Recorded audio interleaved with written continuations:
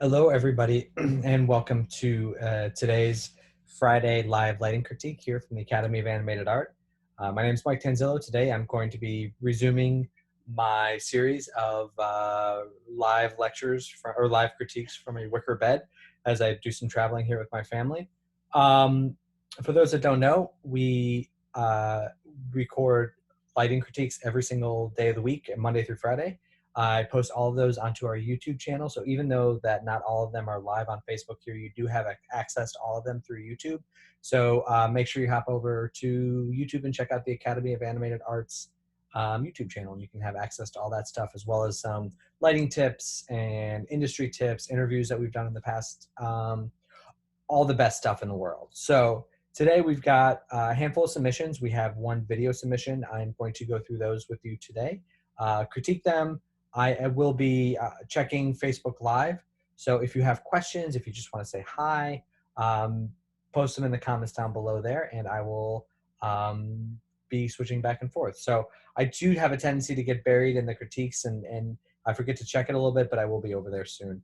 So yes, let's take a quick look here through some of the submissions. So we've got some poker puss.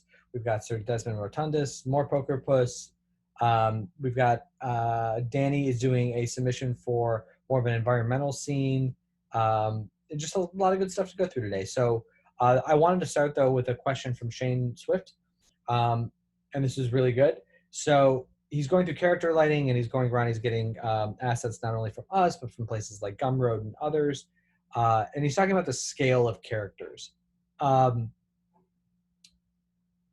Each studio, and this is just from my experiences of working in the industry. So each studio will have their own scale system. So it tends to be a uniform, like they'll either work in meters or feet. They will say that like 1 Maya unit is a foot, or they'll say 10 Maya units is a foot. But generally speaking, you try, and whatever software that you're working in, the software inherently has scale to it, and you generally want to stick to realistic sizes in there. So like the average humanoid character would be like between 5.5 and 6.5 feet tall. A car would be car sized, a flea would be flea sized, a rhinoceros would be rhinoceros sized. And there's a few reasons why you want to do that. For the most part, like if you're just animating, it really doesn't matter, right? Because it's like you just make the camera smaller and it's all fine. But for lighting and rendering, it actually does make an impact.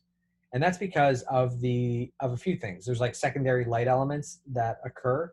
There's also like subsurface scattering. So the way that subsurface scattering works on a gummy bear is very different than it works on a human being. Like if I was me and this tall, just because my skin, like there's not enough matter to break up the light, my skin would be much glowier if I was standing between the sun and the camera, like if I was being backlit by the sun, versus if I was 10 times bigger than I am now. You maybe see just a little bit through the air, just because the scale of that is so that the way that the light would scatter through the surface,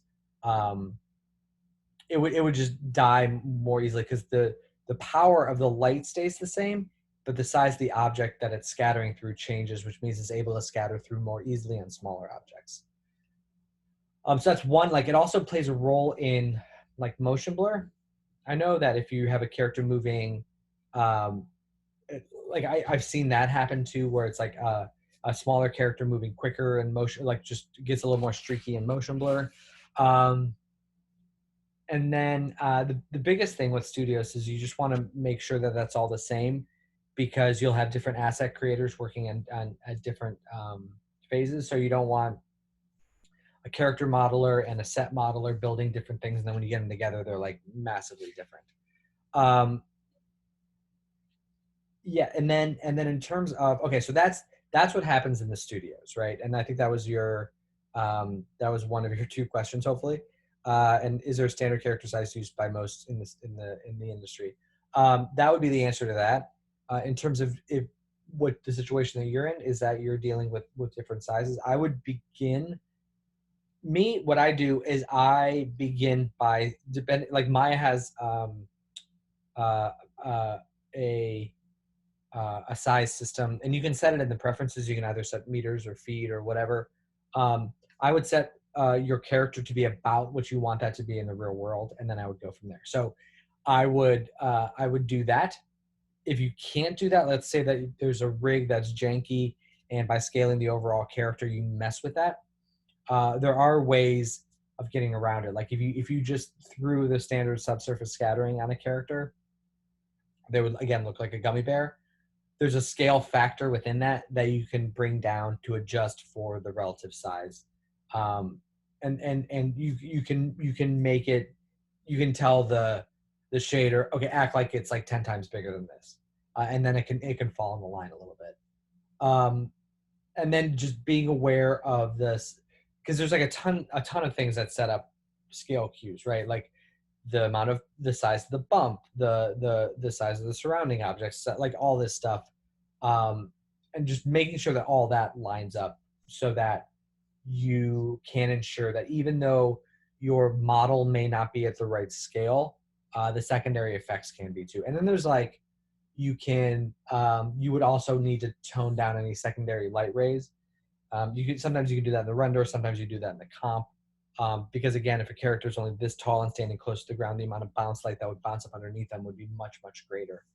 But really, it all depends. Like as long as it's consistent from asset to asset, you can pretty much work with it. It's just like when things get out of whack with each other, that's when things become a problem. So hopefully that answers your questions. Grayson, I saw you had a comment there. Hopefully it answers your question as well. But generally, yeah. But in the industry, there's an agreed upon scale that you work with, and you try and keep it that way from show to show, so you can use the same assets moving across multiple shows. And that was actually the way that I found out that Sid from the Ice Age movies was actually like 6 feet tall. There's not a lot of scale references in the movies, and I was working on it was like one of the first Ice Ages that I worked on, and we were doing a McDonald's commercial, and he came walking out with a Happy Meal, and I was like, that isn't right. Like that Happy Meal is like this big compared to him. Like that's not, like he's what, like 3 feet tall? Like no, dude, Sid's like 6.5 feet tall. I was like, what? So that changed my perspective of his scale. So there's that too. So hopefully, like I said, hopefully that answers your question there. All right, so now let's hop into some critiquing. I am going to actually, let's do the stills first, and then I will share the different screen and go into the animated shot.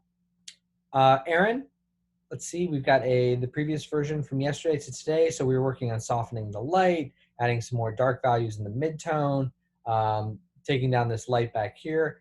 I think we can go further with the darks in the midtone, like you said. One thing to be aware of with underwater shots is that there's actually no specularity underwater, just because everything kind of gets diffused out. From my personal style, I like to still have some specularity in there to create some shaping, but you may want to tone it down just a touch here. The other thing that I would work on is desaturating the cards themselves. They're looking like, I respect the amount of red bounce light that you're getting,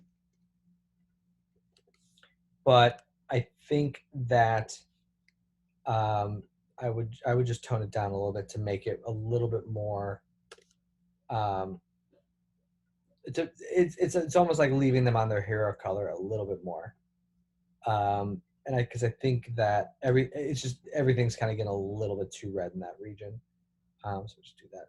Exemplify it here on these two. So you can see just removing some of the red to kind of keep them on their kind of hero color. And in reality, too, now that I'm looking at that, I wonder if taking a little bit of the saturation out of the character might actually help a little bit. Let's take a look.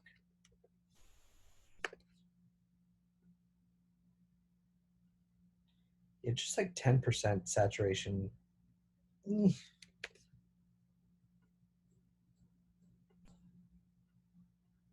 That brings it back a little bit. I guess maybe just the cards.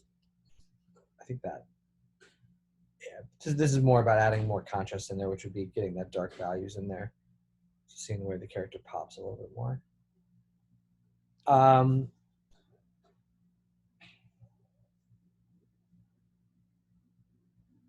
see what else. Oh, this is the other thing I was going to mention to you too.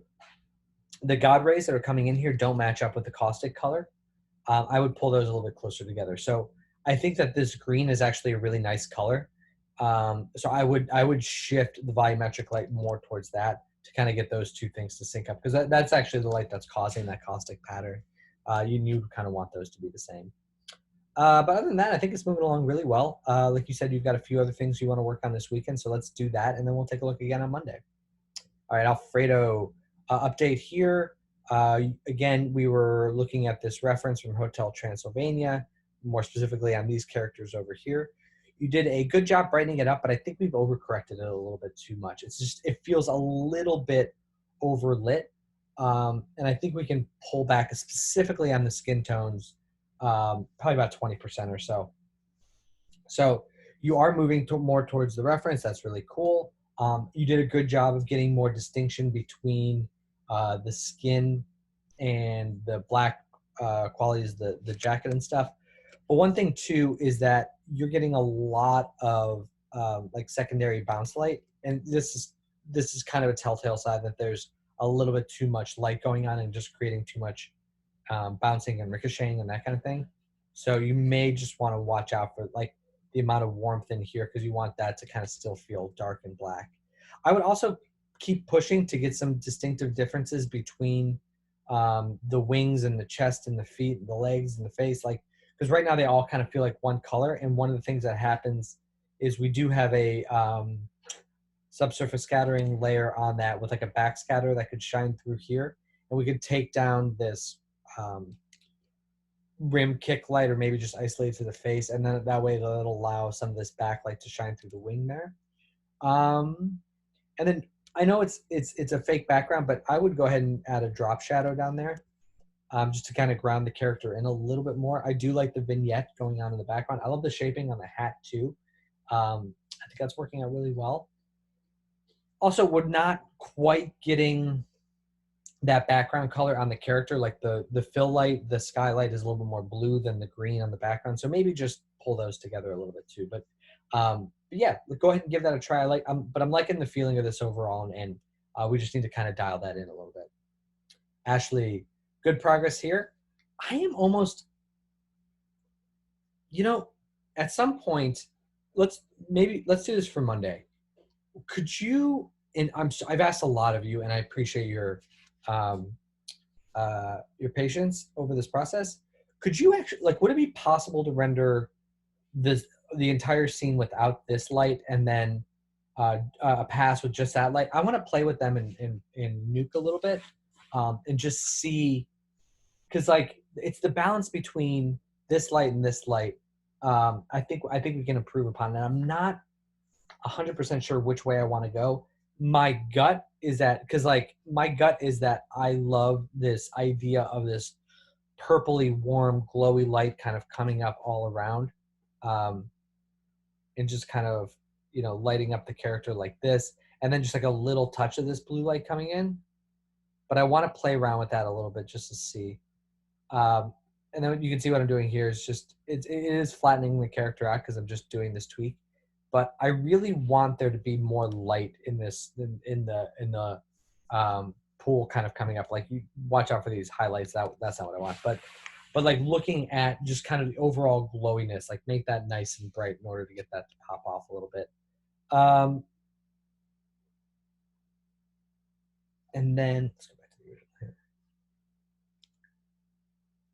Yeah, I would say let's give that a try, and then we can keep balancing it from there. Let's see what's today. Today's 25th.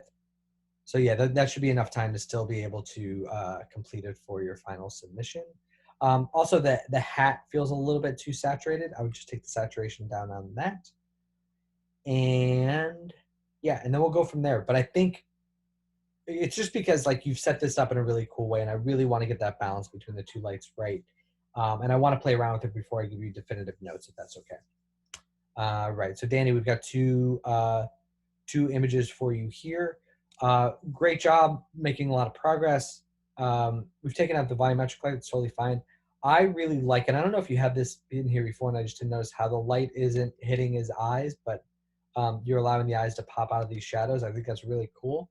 By doing that, I think you should also tone down the eyes because they feel a little bit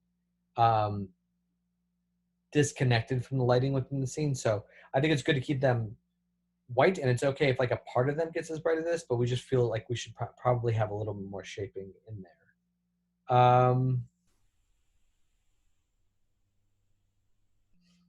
And depending on how much of a story we want to tell with the cards, we could get those to read a little bit more. Same thing, like let's take a look at this one. You can just crypto map this, but it would just be a matter of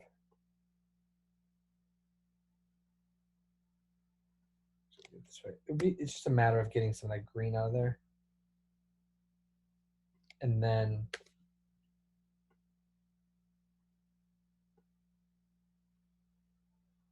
lifting those up a touch.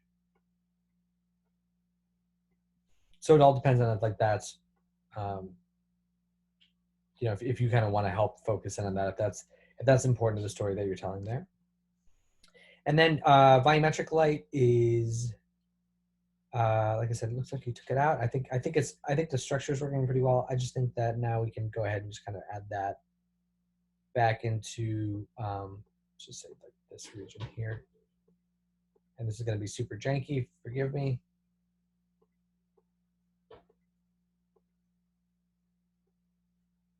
But I would just basically have it kind of fall into this area as the main one, as the main light glow.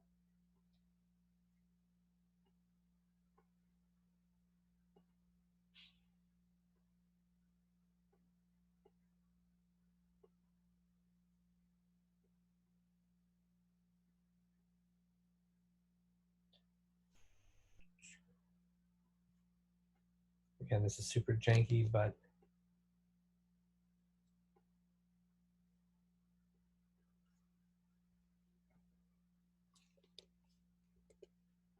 I think you get the idea there. Okay. And then the other thing too, I would add a little bit of rim light on this character back here. I think the silhouette's nice, but just like maybe try just if there is something back there. If not, don't worry about it. But there is just like a little bit that you can sneak in there. And then I love the darkness that you're getting, like I said, around the eyes. But maybe I'm looking at this now. Maybe just bounce just a touch more light up in there.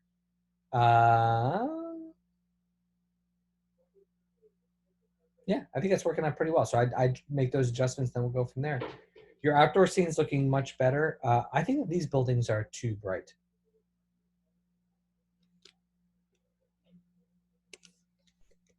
I think if we just go ahead and take those down, I think somewhere more like in this region would be where we want it.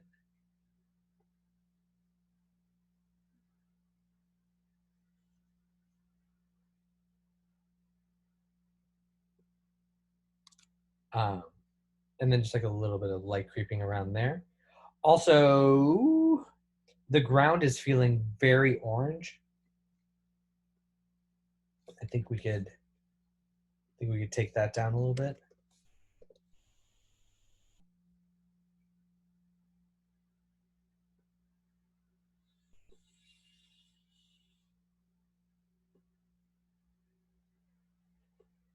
Like even turning it to like 100% cyan.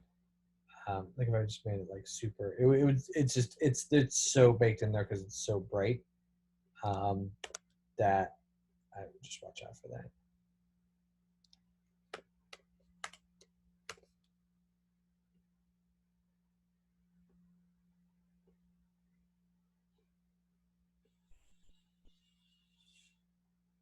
So somewhere like more along, even that's too saturated there.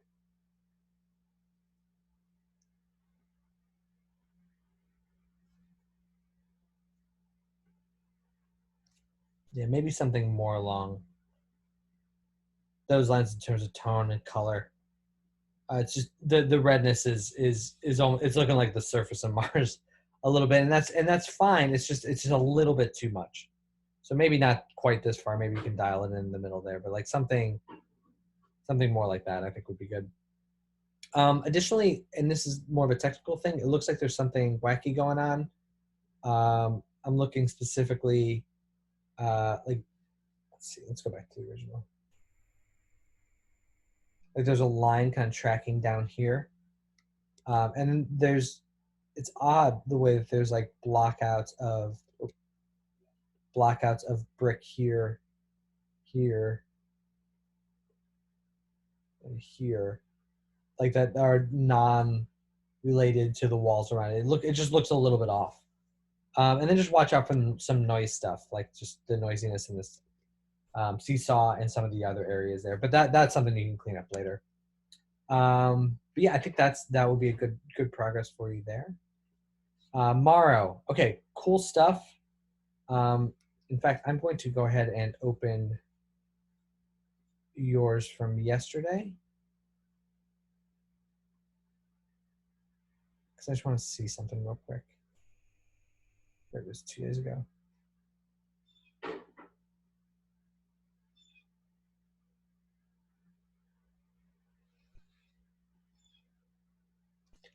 Yeah, so you've made some so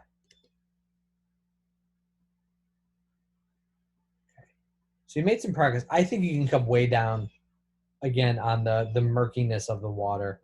I think that is it's causing more problems than it's like helping. Like, because the biggest thing is taking saturation, or I'm sorry, contrast away from the character. And that's really kind of hurting us from reading him. So like, let's just say I made it something more like this. And now I feel like that character is reading and really popping off a lot more.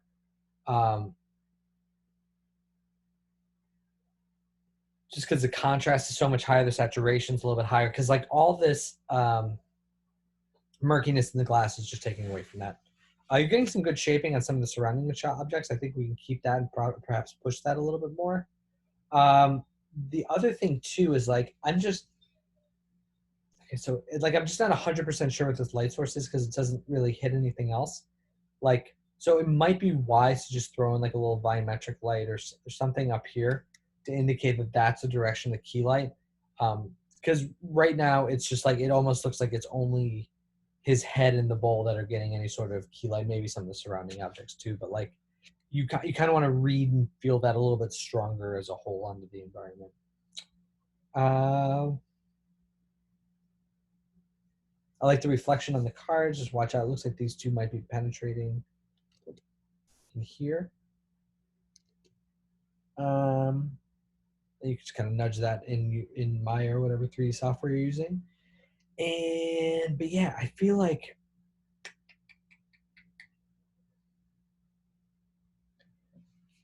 and then like things like this fill value feels very high, but as we're getting more into context, it's just that there's more color and light on the character than there is on the objects immediately surrounding it. So I would really work on that and work on clearing out the fogginess of the main fish plot. I would do that as my next iteration. I think that'd be really good. All right, Tyler, first submission here. So it's looking good. There's like this caustic light is pretty extreme. I would take down that intensity by quite a bit. I would also throw some on the table itself because it's odd that it's so strong on the character but not on the object right next to the character.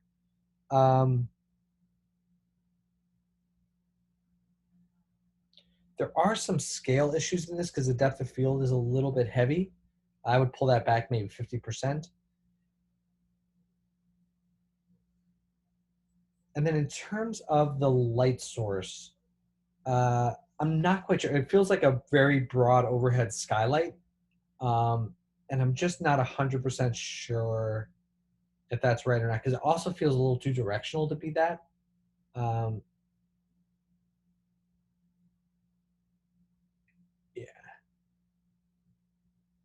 Yeah, so I think that's because there's also a lot of like super red saturation here in the foreground, which is fine because that's the color of the character. But like if it was me, I would pull that back a little bit, and it would really kind of help it set into the space a little bit more, right? So it's not just like the only thing that's very, very, very saturated in the scene. It might be a bit too much the other way. Let's go somewhere in the middle. There you go. But yeah, I like the set. I would like to see more darkness underneath the, like you want these tentacles to be coming out of like some darkness because there's being shadows, and then that would help you out a lot with like connection points like between this tentacle and the water, because that's looking a little bit like of a hard line, and we want to softly transition that.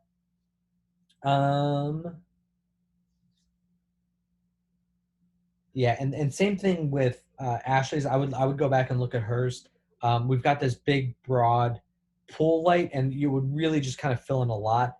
And then I would almost, looking at the structure of this,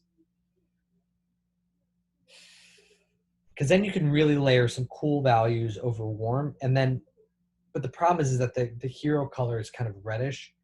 And if this were a film, I would continue to do what you're doing, by trying to work like neutralizing the light so the character's hero color still stands out. But in this case, I think you probably shift the octopus a little more purple, and that way what you can do is you can create all warm tones in the background, and then all the cool tones exist in the pool, and that'll really help separate out the space, I think, really, really well. It's just something to keep in mind there.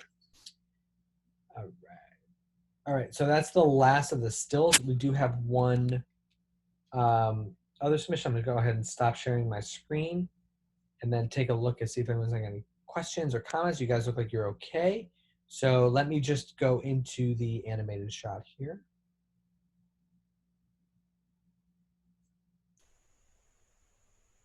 See if I can get that set up.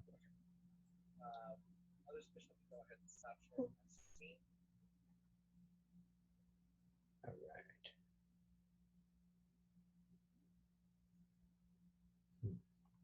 Oh, there we go.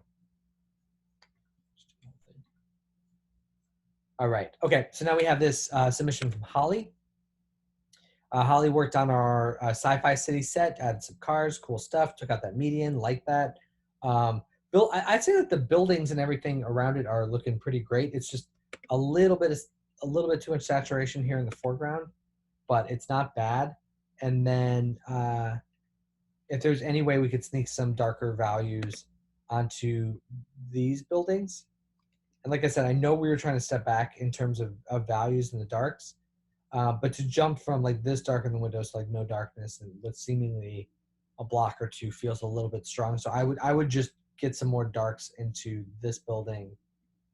And I'm not sure if that's the same building, but maybe just in that building, just darken it down just a little bit. In terms of the car itself, we've been working with that. One of the big ones is that it's odd that it seems like the lights are shining out to the side in both directions. And that's like they're much more focused on the front. So they're doing a good job of hitting the building on the way by, and I think that's nice. But you still want their headlights to appear as if they're going forward. So one way of handling that would be to have like the normal headlights that shoot out and make that cool pattern on the ground, and then adding like invisible second lights that you've got here with a little bit bigger radius that's just kind of like spilling extra light into the surroundings. And I think you can kind of have the best of both worlds there. But great stuff. Great job directing the viewer's eye to that pink area. That just jumps out like a sore thumb. It's really cool. And it jumps out like a sore thumb in a good way. Yeah, so that's it for today. I hope you all found this very beneficial. If you have any questions at all, make sure you add them to the comments below. We'll post this to YouTube as well. So if you have any comments, add them there.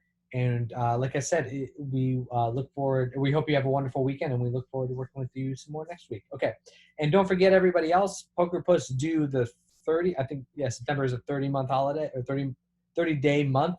So make sure you get your Poker Puss in soon, and I look forward to talking with all of you very soon. All right, happy lighting, everybody.